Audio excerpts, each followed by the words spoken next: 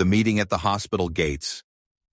The morning in Birmingham carried that particular kind of cold that made every breath visible, curling into white clouds before vanishing into the still air. It wasn't the sharp cold of snow or ice, but the kind that stung the tips of your fingers and forced people to pull their coats tighter as they hurried along the busy sidewalks. The city seemed alive with motion, cars honking faintly in the distance, the occasional sound of shoes tapping briskly against concrete, the chatter of people muffled beneath scarves and heavy coats. Yet for all that movement, there was a strange stillness around the tall brick and glass building of the Children's Medical Center on 7th Avenue.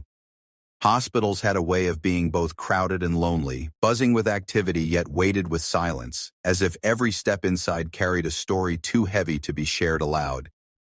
People bustled in and out of the sliding doors, mothers clutching their children, fathers gripping coffee cups with shaking hands, nurses on break with quick sandwiches, doctors lost in the blur of responsibility. All of them moved as though speed itself could help them escape whatever fears or battles had brought them there.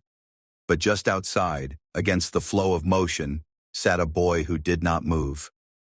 He was small, perhaps too small for his age, with a coat that hung loose around his narrow shoulders, its sleeves rolled several times to keep his hands from disappearing entirely.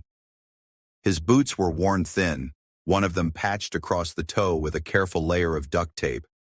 A red knit beanie, stretched and faded, rested low over his ears, and in his lap was a weather-beaten notebook, its corners bent from too much use, its cover stained from rain and dirt.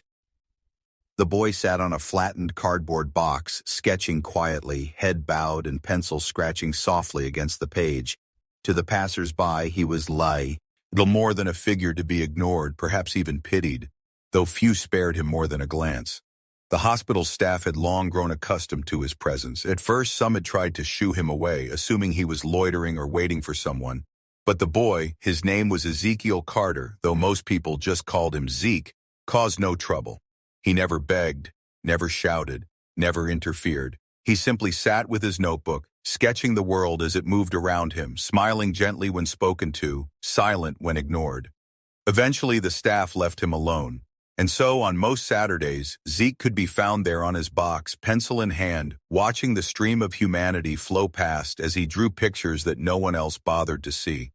That morning, though, Zeke's gaze lingered on something new. Parked across the street beside a red fire hydrant was a gleaming silver Range Rover, its engine running quietly, sending pale exhaust into the cold air. Inside the vehicle sat a man who looked like he carried the weight of the world across his shoulders. Jonathan Reeves was in his late 40s, tall and broad-shouldered, but his sharp jawline was softened by fatigue, and the silver at his temples seemed to deepen with every passing day. His shirt collar was rumpled, his tie pulled loose as though he had long stopped caring about appearances. Jonathan had money. Anyone could see it in the polished finish of his car, in the fine leather coat folded across the passenger seat, in the expensive watch peeking from beneath his cuff. But in that moment, he looked nothing like the powerful businessman he once was. He looked instead like a man who had been running for so long that he no longer knew if he had the strength to continue. In the back seat of the Range Rover, nestled in a booster chair, was his daughter. Issa Reeves was 6 years old, her brown curls tied back loosely with a ribbon that had begun to fray, her small frame bundled beneath a pink blanket. Her eyes were open, wide, and thoughtful, but she said nothing. She rarely spoke these days. Once, Issa had been a child of boundless energy, climbing trees, racing across backyards, and shrieking with laughter as she challenged her cousins to endless games. But all of that had changed in a single instant, the day of the accident. Jonathan remembered it vividly, the sickening sound of metal against metal, the shattering of glass, the screams. When the dust settled, Issa's smile was gone, her legs no longer moved, and the doctor's words fell like stones. Paralysis from the waist down, a life forever altered.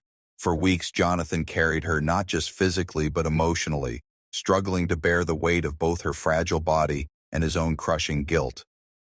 Every appointment was the same, specialists speaking in hushed tones about therapy, about patience, about managing expectations. Every time, Jonathan nodded, thanked them, and walked away with a piece of his heart breaking further, He had more money than most men could dream of, but not a single dollar could restore the light in his daughter's eyes or the strength in her legs. That morning, Jonathan parked, turned off the heater, and opened the back door. Carefully, as though cradling something made of glass, he lifted Isa into his arms. Her body was too light for her age, the muscles in her legs having grown soft from disuse. She rested her head against his shoulder, staring blankly at the sky above as though unwilling to look at the looming hospital building. Jonathan tightened his hold on her, kissed her temple, and began to walk toward the entrance. He didn't notice Zeke at first. Few people ever did. But Zeke noticed him. The boy's sharp eyes, hidden behind glasses with cracked lenses hanging loosely from his collar, caught every detail. The way Jonathan's arms tightened protectively around his daughter, the way Isa refused to look at the doors, the quiet despair carved into the man's features. Zeke's pencil stilled against the page. He watched a moment longer, and then, just as Jonathan and Isa drew near, the boy stood from his cardboard box, clutching the notebook against his chest. His voice was soft but clear, carrying through the crisp morning air with unexpected strength. "Sir," he said, "I can make your daughter walk again." Jonathan stopped mid-step, frozen not by anger or offense, but by the sheer audacity of the words. It wasn't what was said, it was how it was said. The boy's voice didn't hold the desperate pitch of a scam, nor the cruel edge of a joke. Instead, it carried a strange calmness, a certainty far too mature for his age. Jonathan turned slowly, narrowing his eyes at the sight of the boy with the oversized coat and duct-taped boots. For a moment he simply stared, unsure if he had truly heard what he thought he had. "What did you just say?" he asked at last, his tone sharp, almost warning.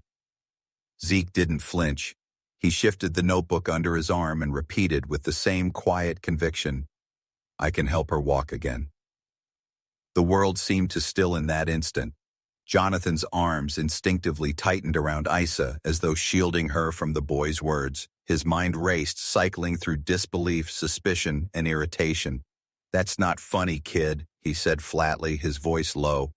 "Do you think this is a game?" "I wasn't joking," Zeke replied, his tone steady. There was no smile, no trace of mockery, only a calmness that seemed to come from somewhere far older than 9 years. His eyes didn't waver, and for the first time in a long while, Jonathan felt unsettled, not by cruelty, but by sincerity. He looked the boy over more carefully, the ragged coat, the taped-up boots, the cracked glasses. There was nothing in Zeke's appearance that suggested he could possibly know anything about medicine, healing, or miracles. And yet, the words, soft, unshaking, certain, lodged themselves in Jonathan's mind like a splinter he couldn't remove. He shook his head and turned, pushing through the sliding doors into the hospital. But as he walked down the sterile hallways, Isa nestled silently against his shoulder, the boy's voice echoed in his thoughts. "I can make your daughter walk again." No matter how he tried to push it aside, the words clung to him, refusing to fade.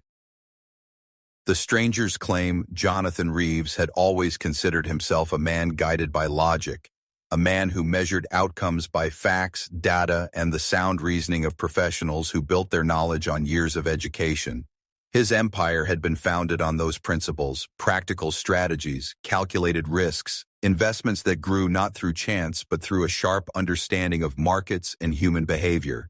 And yet, even as he sat through Isa's routine appointments that morning, nodding through long explanations from neurologists and therapists about slow progress, new braces, and adjusted routines, his mind refused to anchor itself to the facts. Every professional voice faded into the background, replaced by the haunting echo of a child's statement, "Sir, I can make your daughter walk again." He tried to dismiss it as the absurdity of a boy who lived in fantasy, a child's attempt to insert himself into the narrative of people far older and far more burdened than he. But there had been something in the boy's eyes, something unshakable in the way his voice had carried not just belief but certainty that refused to leave Jonathan's thoughts. By the time the sun had begun to slip out from behind the morning's gray veil of clouds, Jonathan was exhausted. Isa rested quietly in her chair in the hospital room, sketching half-heartedly on the pad the nurses had given her, her small hands gripping the crayon without much intent. Jonathan had pretended to focus on the stack of medical paperwork, but in truth his mind had wandered back to the boy again and again. What kind of 9-year-old sat outside a hospital every Saturday, wrapped in an oversized coat, patched boots holding together by tape, sketching strangers instead of playing games? What kind of child looked at a man and his paralyzed daughter and declared with such unwavering calm that he could change her fate? When their appointments were finally done, Jonathan scooped Isa back into his arms, careful as ever with the fragile weight of her body. They moved through the sterile hallways and back toward the glass doors, the world outside spilling in brighter now that afternoon light filtered through. As Jonathan stepped into the sharp air once more, he caught sight of him. Zeke, still seated on his flattened box, notebook tucked against his knees, as though time itself hadn't moved in the hours they were gone.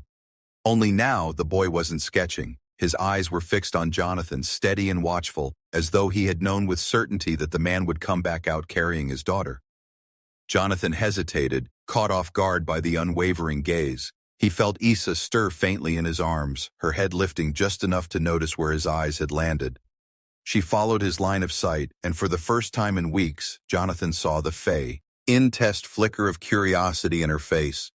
It was small, barely noticeable, but there, an unspoken question in the way her eyes lingered on the boy who looked at her without pity, without judgment. He walked toward the Range Rover but stopped halfway, the weight of his daughter heavy in his arms and the weight of the boy's earlier words pressing just as strongly on his chest. Jonathan turned and walked toward Zeke. The boy didn't rise this time, but he closed the notebook carefully, placing it against the box as though giving his full attention was more important than the drawings. "You again," Jonathan muttered, his voice low, almost cautious. Zeke tilted his head slightly, calm and unreadable. "Why would you say something like that?" Jonathan demanded, his tone harder now, frustration spilling through the fatigue. "You think this is funny? You don't even know her. You don't know what she's been through. You don't know what we've been through." Zeke didn't shrink back from the anger. His gaze stayed level, his small hands folded neatly in his lap. "I don't have to know her to help," he said quietly. The simplicity of the words struck harder than Jonathan expected. He shifted Isa gently into the back seat of the car, adjusting her blanket as she yawned and let her head fall against the cushion. Only when she seemed settled did he straighten, crossing his arms against his chest as he studied the boy. "You're what? 9?" Jonathan asked, his disbelief sharp. "Almost 10, Zeke replied. Jonathan exhaled, shaking his head. "You're a little boy sitting outside a hospital with duct tape holding your shoes together. What could you possibly know about helping someone like my daughter?" For the first time, Zeke looked down, his fingers brushing along the edge of his notebook as though touching something sacred. His voice, when it came, was softer, carrying with it a weight that seemed older than his years. "My mama used to help people walk again," he said. "She was a healer, not a doctor like the ones in there, but she knew things about people's bodies, about their spirits. She taught me what she could before—" He paused, the words hanging heavy in the air. "Before she was gone." Jonathan frowned, torn between skepticism and a strange pull toward the boy's solemnity. "And now you think you can do what she did?" "I don't think," Zeke said, lifting his gaze once more. His eyes, a shade too bright against the weariness of his young face, held no doubt. "I know." Jonathan's instinct was to laugh, to brush it off as childish fantasy, but the words stuck in his throat. Something about the boy's presence, the unflinching calm in the face of a grown man's sharp tone, unsettled him. More unsettling still was Isa, who had been silent for so long, speaking suddenly in a voice small and soft. "Daddy," she whispered, tugging faintly at his sleeve. Jonathan turned instantly, his heart lurching at the rare sound of her voice. She was looking not at him but at Zeke, her eyes wider than they had been in weeks. "Can he try?" she asked. Jonathan's breath caught. He looked between his daughter and the boy, his mind warring with itself. The rational man in him screamed against the absurdity of entertaining such nonsense, while the father in him felt the fragile hope in his daughter's words like a spark against dry tinder. Isa had stopped asking for much of anything since the accident. For her to ask this, of all things, was enough to crack Jonathan's certainty. He knelt beside her seat, brushing a curl back from her cheek. Sweetheart, he said softly, his voice trembling. This boy, he's not a doctor. He can't. But Issa cut him off with a simple plea, one that made Jonathan's chest ache. Please, Daddy, just let him try. Jonathan froze. For a long moment he stared at his daughter, her small face illuminated by a flicker of something he thought he might never see again. Hope.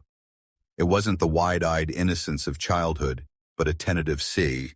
Park, fragile and trembling, yet undeniably there. Slowly, Jonathan turned his gaze back to Zeke.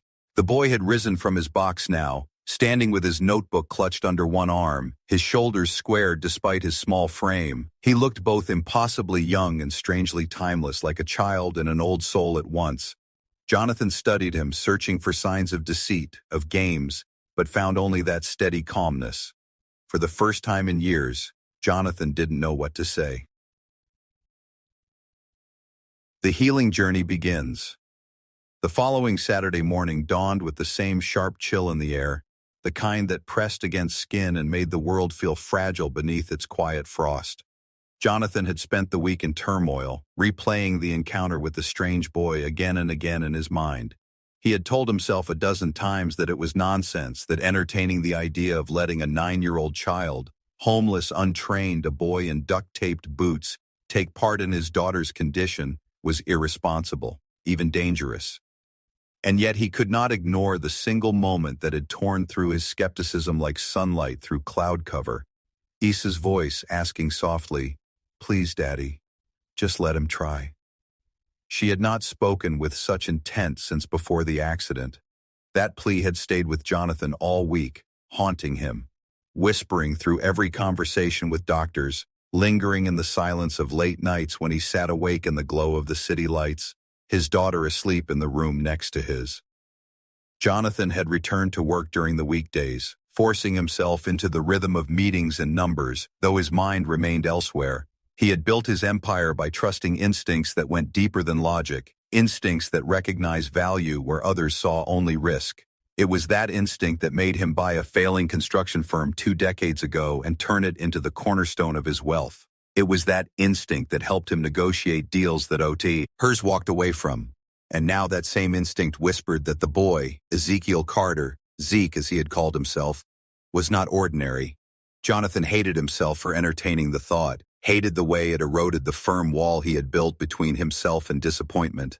Still, when Saturday arrived, he found himself driving back to the Children's Medical Center, Issa quiet in the back seat, wrapped in her pink blanket, her wide eyes watchful.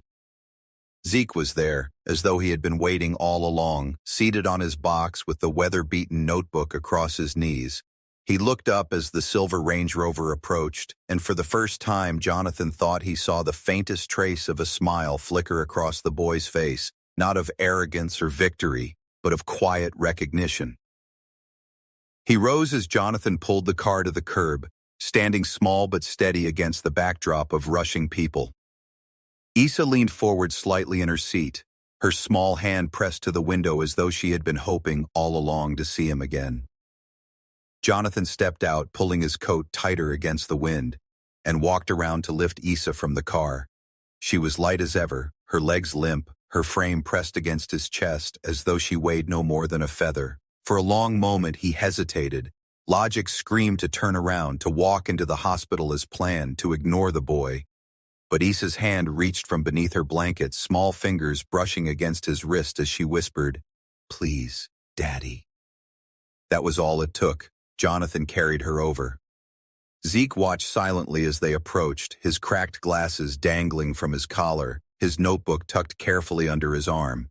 He didn't bow his head, didn't avert his gaze as children often did before adults. Instead, he stood steady, meeting Jonathan's wary stare with the same calm certainty he had shown before. "All right," Jonathan said finally, his voice low, hesitant. "You said you could help her. What exactly did you mean by that?" Zeke blinked once, then crouched so that he was eye level with Issa. His expression softened as he addressed her directly, not Jonathan. "Do you want to try?" he asked simply. Issa nodded without hesitation, her curls bouncing slightly against her blanket. Zeke's small hands unfolded his notebook, opening to a page filled with careful sketches, diagrams of legs, feet, and stick figure illustrations of exercises. Jonathan blinked at the neatness of it all, the way the drawings looked less like the idle doodles of a child and more like careful notes passed down from someone older. My mama used to show people how to wake their legs up, Zeke explained, his tone calm, as though he were reciting something sacred. She said sometimes the body forgets how to listen, and you have to remind it. It takes patience. It takes trying again and again, even when it feels impossible. He looked back at Issa. Do you think you can try, even if it's hard? Issa's eyes brightened with something Jonathan hadn't seen in months, a spark of determination. She nodded firmly. They began right there on the sidewalk. Jonathan wanted to protest, to insist that this was ridiculous, but something in his daughter's face kept him silent. Zeke carefully helped Issa sit upright on the cardboard box he usually occupied, placing her small legs so that her feet touched the cold ground. He crouched in front of her, his tiny hands pressing gently against her shins. Close your eyes, he said softly. Picture yourself running in the grass like before. Picture your legs strong. Then try to tell your toes to move. Jonathan crossed his arms tightly, his skepticism sharp. But Issa did as told, closing her eyes, her lips pursed with effort. For a long moment, nothing happened. Jonathan felt his chest tighten with both relief and disappointment. Relief that nothing dangerous was happening. Disappointment that his daughter might be crushed by failure. But then, to his shock, he saw it. A faint twitch, so slight he wondered if he imagined it. Issa's toe, wrapped in a tiny sock, shifted. Not much, not even enough to call a movement, but it was there. Issa gasped, her eyes flying open. Daddy! Did you see? Jonathan froze, his breath caught. He wanted to dismiss it as coincidence, a reflex, but the joy on his daughter's face silenced the rational protest rising in his throat. Zeke only nodded calmly, as though he had expected it. That's good, he said softly. That means your body heard you. We just have to keep teaching it to listen. The following hours passed in a strange blur. Zeke guided Issa through tiny exercises, small motions that seemed simple but carried immense weight for her fragile body. He turned them into games, asking her to imagine stories as she tried to lift or push against his small hands. Issa laughed, truly laughed for the first time since the accident, the sound ringing through the cold air like a bell. Jonathan stood nearby, his heart aching, unsure whether to believe what he saw or fear what it might mean. When they finally returned to the car, Issa was flushed with excitement, chattering softly about the games Zeke had shown her. Jonathan buckled her in, his hands trembling slightly. He turned back once more toward the boy. Why are you doing this? He asked quietly. Zeke looked at him with a calmness far too old for his years. Because someone has to, he replied simply. Jonathan had no answer. The miracle of faith and effort. Winter crept further into Birmingham, each passing Saturday carrying colder winds and grayer skies. By now, the sight of Jonathan Reeves's silver Range Rover pulling up to the curb had become familiar to Zeke, who rose from his cardboard seat not with surprise but with quiet readiness. What had begun as a single moment of audacity, his declaration that he could make Issa walk again, had grown into a ritual. Week after week, Jonathan brought Issa back, not into the hospital's revolving doors, but across the cracked pavement to where Zeke waited, notebook in hand, eyes steady with purpose. At first, Jonathan had come reluctantly, torn between hope and the fear of betrayal. He was a man built on skepticism, a man who had made his fortune by trusting nothing but what could be measured and proven. And yet every Saturday he returned because of the single undeniable truth he could not escape. His daughter was changing. Slowly, almost imperceptibly at first, Issa was awakening. The faint twitch of her toes that first day had grown into small movements of her feet, subtle but consistent. Then came the moment she was able to press her heel down against the pavement, her brow furrowed in concentration, Zeke encouraging her with a patient voice. Jonathan had nearly wept in silence, his disbelief eroding with every tiny victory. The hospital staff had noticed the small changes too, though they dismissed them as coincidence, natural reflexes, or the result of ongoing therapy. The body sometimes surprises us, one neurologist had said, smiling kindly but without conviction. Don't mistake small reflexive movements for recovery. Miracles take time. Jonathan had nodded outwardly, but inwardly he seethed. They hadn't seen what he had seen, his daughter laughing as she tried to balance while Zeke steadied her, her eyes glowing with joy instead of fear. Doctors spoke in probabilities. Zeke spoke in certainty, and Isa responded not to medical reports but to the quiet persistence of a boy who refused to treat her as broken. On one particular Saturday afternoon, the air heavy with the scent of distant rain, Zeke guided Isa through another session. He had devised a strange but effective system. Games that disguised exercises, stories that gave purpose to effort, imagery that transformed pain into play. He had her imagine walking through fields of tall grass, her legs brushing against stalks. He asked her to pretend she was stepping on stones across a river, each motion deliberate. He crouched before her, his small hands gently pressing against her calves, encouraging her to push, to lift, to believe. Close your eyes, Zeke instructed softly. Tell your legs to remember. They haven't forgotten. They're just sleeping. Isa obeyed, her lashes fluttering against her cheeks, her lips whispering commands, as if speaking directly to her muscles. Jonathan watched, his arms crossed against his chest, but his heart no longer carried the same wall of resistance. Every week he had told himself he was a fool for coming back, but every week he left unable to deny what he had witnessed. This Saturday, something extraordinary happened. Isa clenched her fists at her sides, her face tight with effort. Then slowly, painfully, tremblingly, her knee bent, her foot sliding forward an inch across the pavement. The motion was clumsy, small, but it was movement. Not a twitch, not a reflex, but an intentional step. Jonathan's breath caught. His chest ached as tears stung his eyes. For months he had carried his daughter everywhere, her body limp, her legs useless. Now, before his very eyes, she moved one foot on her own. Isa gasped, her eyes flying open as joy erupted across her face. "Daddy, I did it!" she shouted, her voice echoing against the hospital walls. Jonathan dropped to his knees beside her, his hands trembling as he cupped her face. "You did, baby. You did," he whispered, his voice breaking. His tears fell freely, and for the first time in years, he didn't care who saw. Zeke stood quietly nearby, his expression calm but his eyes shimmering with a softness that betrayed his youth.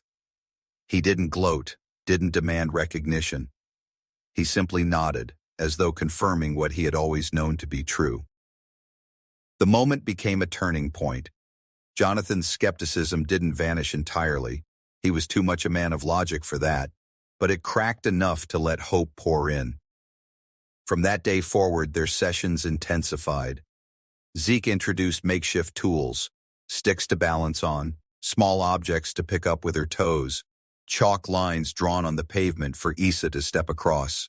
He turned the sidewalks into playgrounds of healing, each exercise disguised as adventure. Isa, once withdrawn and silent, became animated, laughing when she toppled, cheering when she succeeded. She adored Zeke, clinging to his instructions, trusting his guidance in ways she no longer trusted doctors. Jonathan watched all of it with awe and unease. He had more money than most men would see in 10 lifetimes, but he could not buy the thing this boy offered freely: belief. Zeke, with nothing but his ragged coat and duct-tape boots, carried within him a wealth that no bank could measure.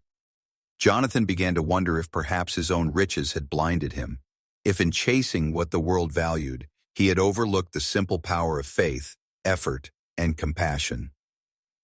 The community began to notice too. Nurses on break paused to watch from across the street, murmuring in amazement as Isa slowly grew stronger. Parents leading their children into the hospital stopped to smile at the sight of a girl once confined to stillness, now fighting with determination to move. Whispers spread among staff. The little girl in the pink blanket was walking again, and not because of medical charts, but because of a boy with nothing but conviction. One rainy afternoon, as Jonathan sheltered Isa beneath his coat while Zeke guided her across chalk-drawn lines, a nurse stopped him at the entrance.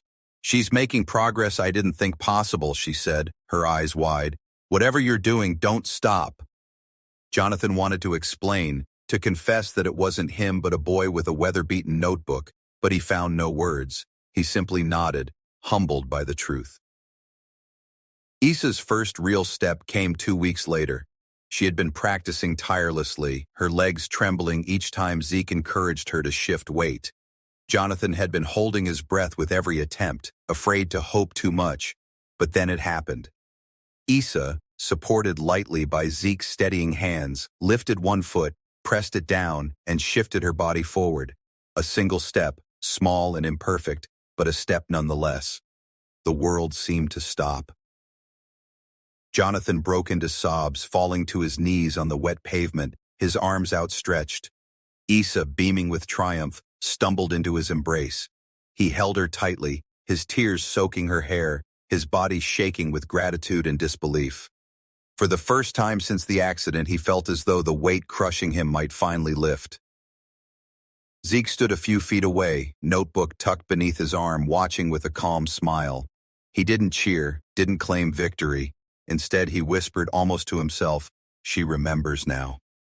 In that moment, Jonathan saw the boy not as a beggar, not as a child with duct-taped boots, but as something far greater, the embodiment of resilience, of hope, of faith that transcended logic, and he realized with startling clarity that wealth, status, and power meant little compared to the miracle of a child who refused to, stop believing. A father, a daughter, and the boy who changed everything. The day of Issa's first independent walk began like any other. The city of Birmingham wore its winter coat, skies gray and heavy, the air carrying a chill sharp enough to sting the lungs. The sidewalks outside the Children's Medical Center glistened with moisture from the night's rain, and the revolving doors turned endlessly with the usual rhythm of visitors, patients, and staff. Yet for Jonathan Reeves, nothing about that morning was ordinary. His hands trembled slightly as he fastened Issa's coat and tucked her blanket around her legs.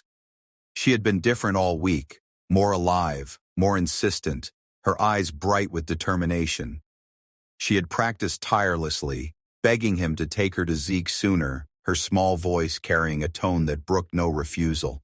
Jonathan had agreed, though his heart beat fast with anticipation and fear. When they arrived, Zeke was already waiting, seated on his familiar box, notebook balanced across his knees. He rose as they approached, his beanie pulled low, his coat as worn as ever, yet his posture upright, steady, as though he had been preparing for this moment all along. Jonathan carried Issa over, but before he could set her down, she pressed her hand against his chest and shook her head. "No, Daddy," she said firmly. "I want to stand." Jonathan froze, his breath catching. Slowly, carefully, he lowered her until her small feet touched the damp pavement. For a heartbeat, her legs trembled, her body threatening to collapse, but Zeke was there instantly, crouched before her, his hands steadying her knees with the gentleness of someone twice his age. "You can do this," he whispered, his voice carrying quiet conviction. "Just remember, your body hasn't forgotten. It's only been waiting for you to believe." Issa's face tightened with concentration. She closed her eyes, her lips moving, as though commanding her legs directly. Jonathan held his breath, his heart pounding in his chest. And then it happened, slowly, shakily, but undeniably. Her right foot lifted, shifted forward, and pressed down against the pavement. Her body swayed, Zeke steadied her, and then her left foot followed. Step by step she moved, not flawlessly, not gracefully, but freely.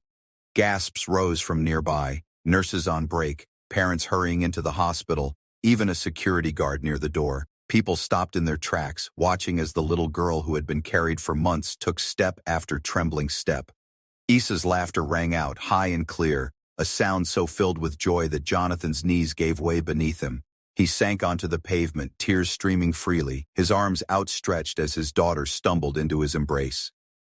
For the first time since the accident, he held her not as a burden he carried, but as a child who had found her strength again. Jonathan's sobs broke into laughter, his face pressed against Issa's hair as he whispered, "You did it, baby. You really did it." His body shook with gratitude, with relief, with awe.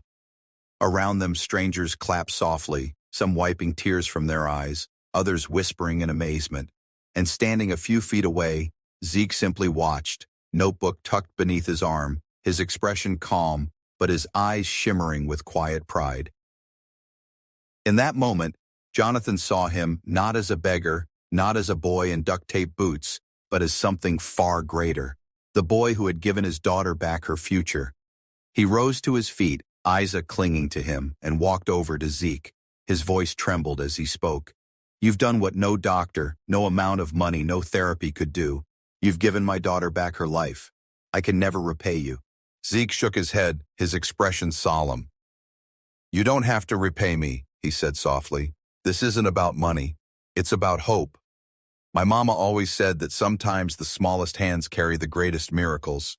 She taught me to share what I could because there's always someone who needs it more than I do." Jonathan's throat tightened. He looked at Zeke's thin coat, his taped boots, his fragile frame. "You deserve more than this," he said fiercely. "You shouldn't be out here alone, living off scraps, carrying burdens no child should carry. Come with us. Let me take care of you. Let me give you the life you deserve." For a moment, Zeke's eyes flickered with something unreadable.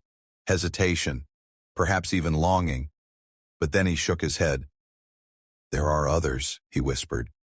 "Others who need someone to believe in them. I can't stop now." Jonathan's chest ached with both admiration and sorrow. He wanted to insist, to scoop the boy up and carry him away from the cold streets, to give him a home, an education, a future.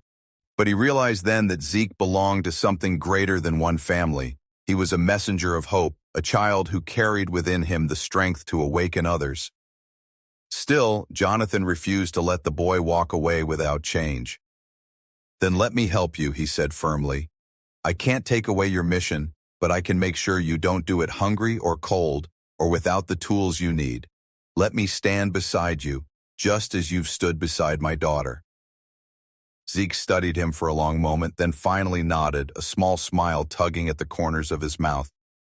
"All right," he said quietly. From that day forward, everything changed. Jonathan poured his resources into supporting Zeke, ensuring he had food, clothing, and shelter while respecting the boy's fierce independence. He arranged tutors to nurture the sharp mind that had been hidden behind crack, had glasses and ragged notebooks, giving him knowledge to match the wisdom he already carried. And together, they built something greater than either could have imagined. Isa's recovery continued, her steps growing stronger with each passing week. Soon she no longer needed to lean on Zeke's hands but walked beside him, her laughter returning, her spirit unbroken. Jonathan watched with awe as his daughter transformed, not just physically but emotionally, her confidence reborn through the guidance of a boy who refused to let her believe she was less than whole.